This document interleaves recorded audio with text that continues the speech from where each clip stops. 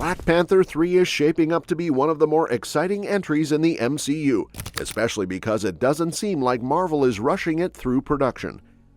Kevin Feige has been the guiding hand behind the MCU for nearly 20 years, but it looks like some of the writers and directors he trusts are now being given more room to steer their own corners of the universe.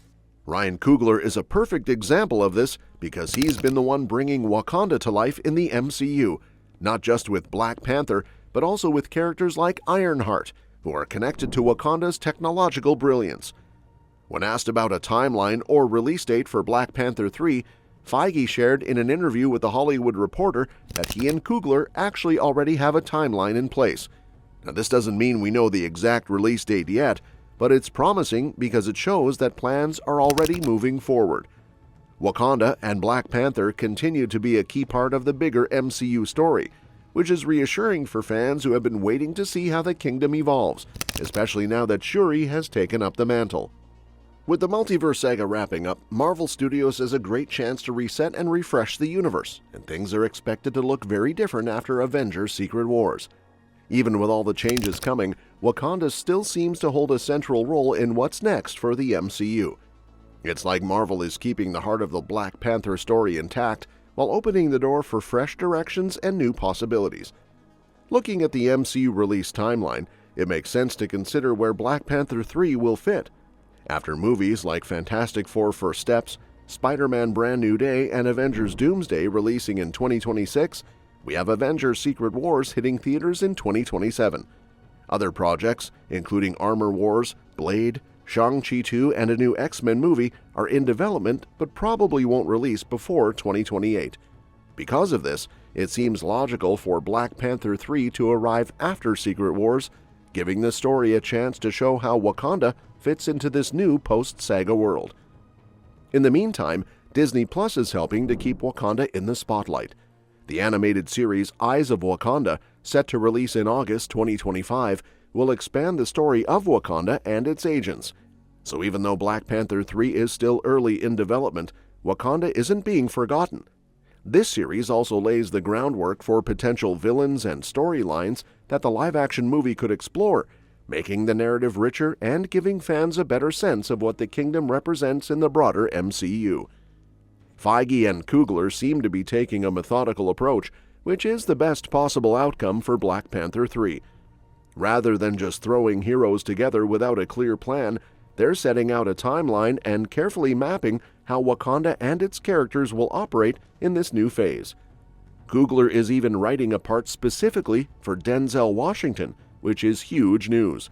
Washington has historically avoided big franchise films, so his involvement alone speaks volumes about Coogler's vision and the potential weight of the role. Denzel has stayed tight-lipped about his part, responding to questions with, "That's between me and Ryan." While that doesn't give us details, it strongly suggests he's still on board. If discussions had stalled or gone sideways, he could have simply said no. His silence probably means the character is significant, and the role has been carefully crafted by Coogler, who has admired Washington for years and finally found a way to include him in the story.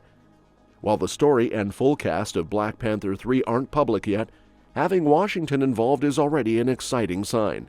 Ideally, his character won't be underutilized, as sometimes happens when talented actors join the MCU. Past examples like Bill Murray in Ant-Man and the Wasp: Quantumania or Christian Bale and Russell Crowe in Thor: Love and Thunder showed that even major actors can end up in roles that feel peripheral. Coogler seems determined to avoid that here, making sure Washington's involvement is meaningful. Another exciting development for Black Panther 3 is how the story is already setting up potential villains. The Lion, a character introduced in Eyes of Wakanda, seems like a perfect fit. The series dives into Wakanda's past, exploring the War Dogs, Wakandan agents tasked with defending the kingdom. In the first episode, the Lion is shown as a former member of the Royal Guard who went rogue, using Wakanda's advanced technology to gain personal power and even building a cult following. Despite being killed in 1260 BC, the Lion could provide a seamless connection to a larger villain arc in Black Panther 3, bridging Wakanda's history with the modern storyline. The comics give even more context that could be adapted. In Black Panther Volume 5, numbers 2 to 6 from 2009, there's a storyline about the lion cult, which worships a totem of the lion inspired by the original lion Nakati. The cult aims to overthrow Wakanda while T'Challa is incapacitated, summoning a psychic vampire named Morlun to drain the Black Panther's power. Shuri, of course, steps up to become the new Black Panther and prevents the kingdom from falling. This story could translate really well into the MCU timeline, although minor adjustments would be needed because T'Challa has already passed and Shuri has been established as Black Panther. Eyes of Wakanda already sets the stage for this adaptation. By exploring Wakanda's rich history, the series gives the kingdom a deeper sense of tradition and legacy, which makes introducing the lion cult in Black Panther 3 feel natural. It's a way to bring in an MCU villain who has roots in Wakanda itself, rather than importing a villain from another part of the universe, which strengthens the narrative and keeps it personal to the story of the Black Panther films. The timeline also works in favor of this approach. By placing Black Panther 3 after Secret Wars, the film has the chance to explore how Wakanda fits into a world that has experienced massive upheaval. The multiverse saga will effectively reset a bunch of elements across the MCU, and this is the perfect moment for Black Panther 3 to show how Wakanda contributes to the post-Secret Wars landscape. That could include forming alliances with groups like the Fantastic Four or the X-Men, opening up new possibilities for stories and crossovers that fans have been hoping for. Marvel also has the chance to expand Wakanda's role beyond just Black Panther. The nation has always been technologically advanced, and exploring its agents, history, and rogue elements gives writers a lot to work with. The Lion and the War Dogs provide built-in antagonists, and the storyline could even introduce moral conflicts about how Wakanda wields its power in a world with shifting alliances and emerging threats. By carefully planning Black Panther 3 around this, Coogler and Marvel can make the most of both character development and action sequences. Another reason for optimism is how Coogler is balancing tradition and innovation. While the MCU has established Shuri as Black Panther and shown Wakanda's modern story, Eyes of Wakanda digs into the past. This dual approach allows for a narrative that honors Wakanda's legacy while introducing new elements that can surprise audiences.